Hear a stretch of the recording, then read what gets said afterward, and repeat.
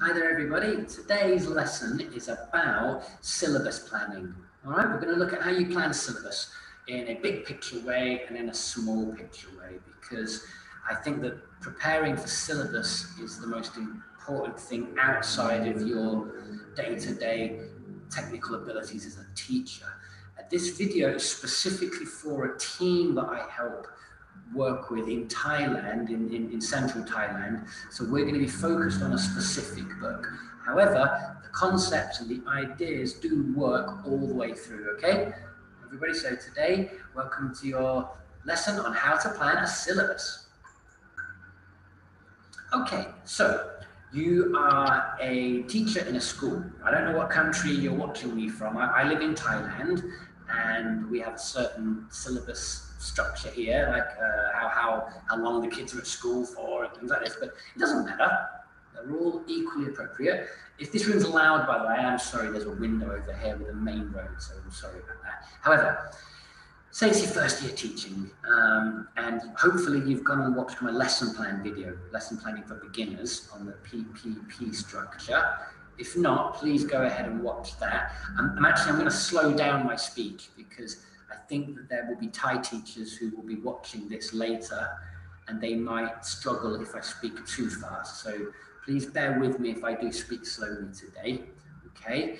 Now, there are many different English books out there from Oxford, Cambridge, Pearson, Longman. They're all good. What today's kind of mini lesson is about, it shouldn't take too long. I'm going to be using an Oxford book called Let's Go, because the team that I'm making the video for use this book. There are other books. I mean, I prefer this book myself, the Everybody Up series. It's the same company, just one's slightly easier than the other. There's another one called Family and Friends. There's Magic Box. There's English Time. There's Up and Away. There's lots and lots of books. Today's lesson, or today's video, is about Let's Go book. It doesn't matter though, please don't start wondering and commenting that if you don't use this book, how can you plan based on this video? Because planning, the thinking behind planning is the same, all right? Now, let me be very clear, I do not work for this company anymore. I used to, and I used to sell these products. Actually, I leave my keyboard here. I did used to sell these books for a distribution publishing company in Thailand here, but I don't anymore. However, the PowerPoint I'll be showing you today is the PowerPoint I used when selling the product. All right, but I'm not selling the product. I'm just trying to give you guys some advice and some help on how to look at your task of planning the syllabus. All right, so having said that, I'm going to share a screen with you right now, okay? And just to remind you, it's based on the product Let's Go. However, that could be any product. It doesn't matter, okay? Let me see if I make my video a little bit bigger there. I hope that comes out a bit bigger for you guys. Okay, so let's look at a very brief structure of this book, all right? And what we're going to look at today is the structure of the book and how it relates to your annual syllabus, your whole year, your school year. When I mention a year, I don't mean a calendar year, I mean an academic year, from day one to the end of the academic year, okay? So we're going to look at the big picture of one academic year. We're then going to look at the structure of one unit in the book and how that unit might relate to your weekly or monthly timetable. Two objects there, and maybe some teaching techniques, but maybe not. I don't think we have too much time, and like I said, I'm not trying to sell the book to you. All of these books, all of them are multi-level normally.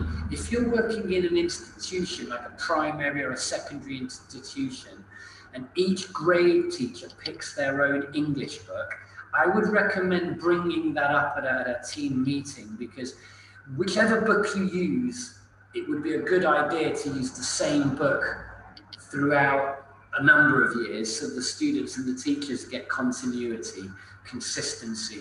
This particular product, which I am not selling, is a 7-level product, because the Let's Begin in the green, the light green, would be kindergarten 3, the year before primary. and then it would go all the way up to primary 6. In Thailand, primary 6 years, secondary 6 years. All right, again, it doesn't matter what institution structure you use, but try to have some continuity. 7 levels, it follows the government guidelines. Again, I'm not selling this book to you, it doesn't really matter. So let's look at the structure of the book and your annual syllabus. Annual means yearly. For those of you that are not English watching this, the structure of the book. โครงสร้างหนังสือเล่มนี้เรียนหลักสูตรของทาง B. Sorry for translating that into Thai very quickly, okay? 7 levels, following the government guidelines, from a kindergarten book all the way up through to upper primary, as I said. You also get lots of resources, okay? There's a student book, a workbook, sorry. There's a student book. And of course, the teacher book. You need that. Also, you're going to get a test center in most of these books. You're going to get audio CDs. Use them, please. They're really useful. All right, they have all the lesson plans in them, which is great. They're useful. They're not the start and the end of your job as a teacher, but they're very helpful. So do have a look at them.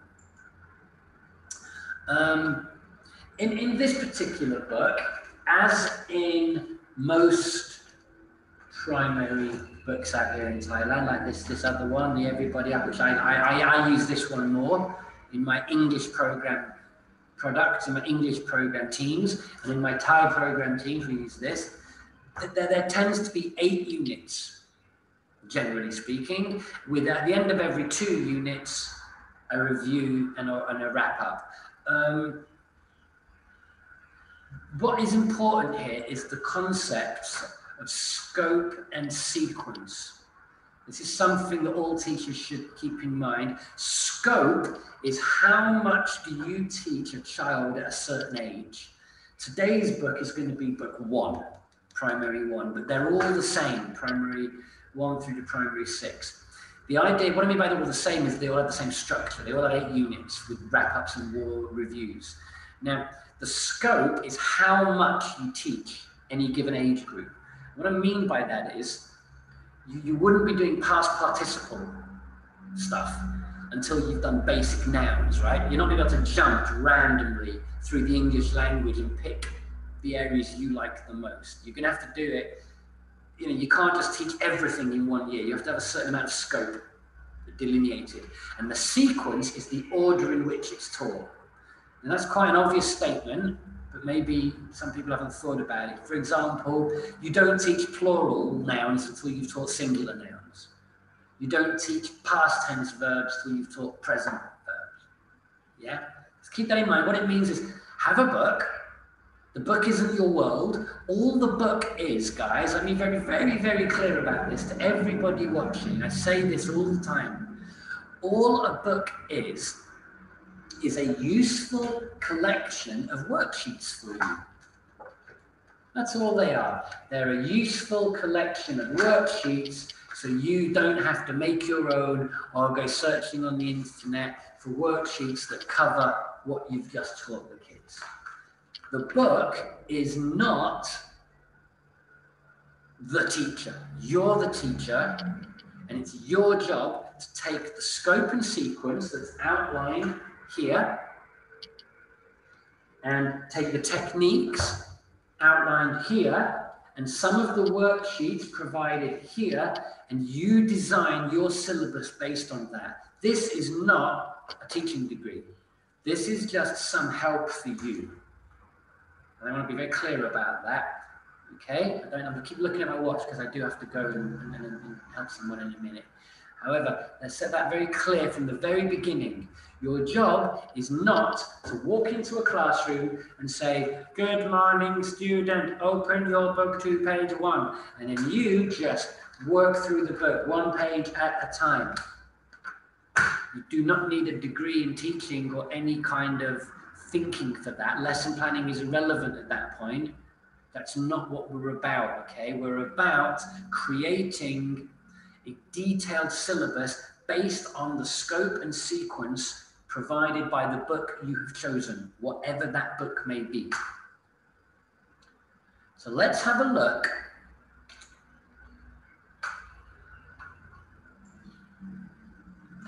structure of the book. Okay, now in Thailand, we have 2 semesters a year. 1 semester is 20 weeks. Therefore, 1 year of teaching is 40 weeks. Quite clear, right? You might be at an international school and have trimesters. You might be in another school that do it very different. But what you do need to do is look at the scope and sequence of the book you have chosen, how many units you have, and write that number of units down. Take a pen and paper. I'm not being patronizing, I'm being honest. Write down that number. How many weeks do you have, and how many units do you have to teach? We're going to do some basic maths, okay? In this book, there are 8 units, as I just showed you. That means you would split that down the middle. We have 2 semesters. 4 units in semester 1, 4 units in semester 2. Got you so far? Haven't lost you? And in this book, 1 unit is covered by 4 lessons. In this, I keep saying in this book, because this is really important. You don't just obsess over 1 book. In this book, and most books are set up the same way. All right? 1 double spread in the book is usually considered a single lesson in the book. I'm going to show you how that might not be the case, but this is considered at lesson, one double spread. And in 1 unit, there would be 4 double spreads. Let me show you. 1, 2, wait, sorry, let's skip. 2, 3, 4, then unit 2 starts. In the book. 4 units per semester. 4 lessons for 1 unit in the book. That means if you were doing the most basic bare minimum teaching, you would need 16 classes per semester. And you would need 4 review and enrichment sections. That gives you 20 periods. And as I just told you, in Thailand, we have 20 weeks in semester 1 and 20 weeks in semester 2. That means if you are doing the bare minimum of English teaching, good luck to you. You're not going to have many fluent speakers in your class. But some schools in Thailand, some country schools, do only get 1 period a week for their English class. It's very unfortunate for them, but it means they can finish the book. Now, as I told you, I don't really care too much about finishing books, but you have to if you're in a government school here. That's why this book is set up that way. Now, that's how the structure of the book relates to your annual calendar. Let me show you now how the structure of 1 unit might relate to your timetable weekly or monthly. Okay? Let's do the maths one more time. 1 semester is 20 weeks. 1 year is 40 weeks in Thailand. 4 units per semester, 4 lessons per unit is 16 classes per semester. If you're only working in this book, which I hope you're not. If you have 1 lesson a week only, you can still finish the book. Well done. I don't expect too much productivity in your teaching at that point. Let's have a very brief overview and structure of the unit. Now, again, I'm not selling this book to you. I'm just showing you how this book is structured. This book has 4 lessons per unit, each one with a nifty little snazzy, catchy title. Lesson 1, let's start. Lesson 2, let's learn. Lesson 3, let's learn more. Lesson 4, let's build. And at the end of every 2 units, you would have a unit review and an enrichment syllabus. Now, I'll be honest with you, I don't do some of this stuff. Like lesson 4, I never teach because lesson 4 is generally a phonics lesson in this, and I have my own phonics products that I prefer. The phonics in these books tends to be terrible. So I would recommend talking to your team leaders and your supervisors and as a gang in your PLCs, your weekly monthly meetings as a gang and discuss editing the book, not necessarily having the phonics section from the book. Pick a better phonics product. I recommend Jolly Phonics. I have a video on that. Again, I'm not going to go through this too much. It gives you basically about 6 vocab words and 1 or 2 grammar points in lesson 1. Lesson 2 tends to be a couple more grammar points and a few more vocab words, a few more nouns, and it gives you maybe the yes, no question answers or the what, W questions, what, when, where, why, okay? So lesson 3, there you go, there's the yes and no question patterns. And it tends to offer a little bit more grammar. As I say though, I'm just showing you how this book is put together. What you need to do is read the teacher manual of whichever book you're using. It's in the introduction. Don't wait for me to make a video of that. Ask the publishing company for a teacher manual. If the book you're using doesn't have a teacher manual, you might want to consider if you're using a good book or not. There should be teacher manuals to help you. All right. In addition to that, what you've got to think of now is, what if you're not in a school that only has 1 period a week? What if you're lucky? What if you have 3, 4, or 5 periods a week? Well, this is a sales page that I'm not going to worry about, but basically that product has a phonics supplement thing, it has a grammar and listening product, it has story times, it has singing songs, but you can put your own one together. So here's a sample timetable of one of my friends' schools, all right, and they have English 5 times a week. If you only taught from the book, you would finish the whole book in under a month, because you'd have gone through 20 classes in the first 4 weeks. So obviously that doesn't work. So 5 periods a week, use the core text 3 times a week, and enrichment twice a week. All right? By enrichment, I'm talking about have a secondary syllabus. Have a grammar product that you're teaching the kids, have a phonics product, depending on their age. Upper primary, maybe reading and writing, lower primary phonics, middle primary grammar, CLIL,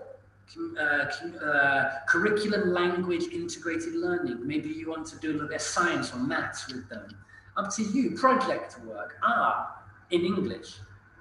But when we talk about the 3 core texts, by the way, I'm not referring to you opening the book 3 times a week. I'm referring to you splitting the text up. You can basically look at a single double spread as 1 week. A single double spread could be 1 week. If you have 5 sessions a week, you do 3 periods a week to cover 2 pages. Don't just open the book. Think about what the essential grammar and vocab is in that book, in those 2 pages, and create other lessons. Make your own lessons. You've got to do more work, do a project, do some communicative language teaching. You might see a video on my channel about that. And then you might have 1 open book lesson a week. Ideally, you'd have 0 open book lessons. It would be homework. The workbook would just be homework. So all of your time with the kids, which is the kind of flipped classroom, is just spent communicating and practicing the grammar and the vocab needed to complete the book, and they do that at home. But my point is, have a plan, have a structure. If you're meeting them Monday, Tuesday, Wednesday, Thursday, Friday, great. Monday, we're going to do a review of last week. Tuesday, we're going to do something supplementary, some grammar, some phonics. Wednesday, we're going to introduce the new topic for this week. Thursday, you're going to do another supplementary enrichment. Friday, we're going to maybe do some book work. Right? Have a plan, write up a rubric, and put that rubric, that visual representation on the wall for the kids to see, and explain to them how their week looks with you. Every Monday, it's going to be a test based on what we did last week, or a review of last week using communication techniques. Every Wednesday, we're going to do a project based on the new stuff. And every Friday, we're going to complete some work from the book. And then Tuesdays and Wednesdays, Tuesdays and Thursdays, is grammar or phonics or reading. Let them know in advance. All right? Now, when I've got the word open book lesson, it doesn't mean you're simply working from the book for 1 hour. You follow the classic PPP lesson plan, which I have a video about. Practice, present, produce. There's a video on that on my channel. Look at that, please. Read it. This is not a soft class for the teachers where you open the book and write in the book for an hour and your teacher sits there playing on their phone. That's not how this works. Even the handbook says books should be closed more than open. Your job is to teach. The book is there to facilitate you teaching. There's the lesson for PPP. So when you do an open book lesson, you're not just going straight to the book. You're going to warm them up. You're going to review what you want them to do in the book. Maybe practice with a quick game, then open the book. And you only do that once a week with the book, all right? I think that's pretty much everything there. Yeah, good. So I've got to run because I do have to be somewhere right now and help somebody. I hope that was a quick 20-minute video showing you how to plan your year in advance. Do not do 1 day at a time, 1 week at a time. Plan in advance. Good luck. Please leave comments in the box below. Please like, subscribe, share. Help me out with my channel a little bit. Please, if you need any help, I'll do my best. All right, everybody, thank you very much. And for all the Thai teachers out there, สวัสดีครับ แล้วเจอกันที่โรงเรียนนะครับ